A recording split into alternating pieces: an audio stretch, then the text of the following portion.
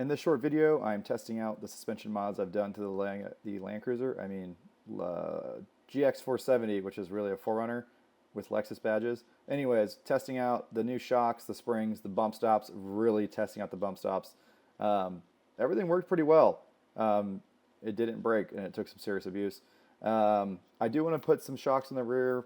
I want to upgrade those some more. I might go to Fox. Right now I've got the N95 Skyjackers, and they just don't have enough rebound dampening for the spring rate I have back there. So I might have to go with a different rear shock, but I'm pretty happy with the 5100s on the front, and my bump stop setup with the Timbren bump stops really works good, as you will no doubt see shortly. But yeah, just a little quick Lexus video, doing some romping around Holopaw, jumps a little bit maybe some tires come off the ground, I don't know. And then also getting stuck in some really slick, goopy mud, dragging the back pumpkin a lot. I did use the come along, but I didn't get any of that on video because it's hard to video yourself come along in a truck out of the mud.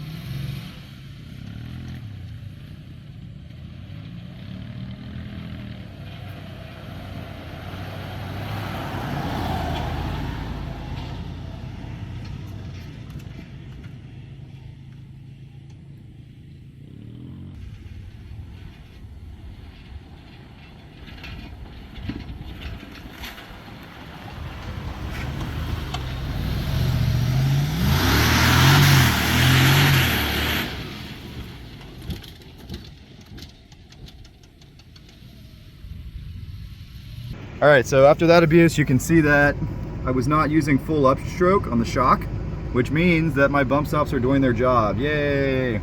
So I got them adjusted just right. I'm not wasting much shock travel on either side. You can see how high up the shock is going, so that's excellent. So those Timbren bump stops with the 1/4 inch spacer is the way to go with these Skyjacker shocks. I don't know that I love these Skyjacker shocks though. I think I might go to an Old Man Emu or something a little stiffer. They're a little low on rebound dampening. Bottom bump stops are definitely getting used. Needs 37s. Very high centered. You can see the pumpkin is dragging right there. Nice. Wait. Really floor it. Speed and power. He's dragging the rear diff till about here.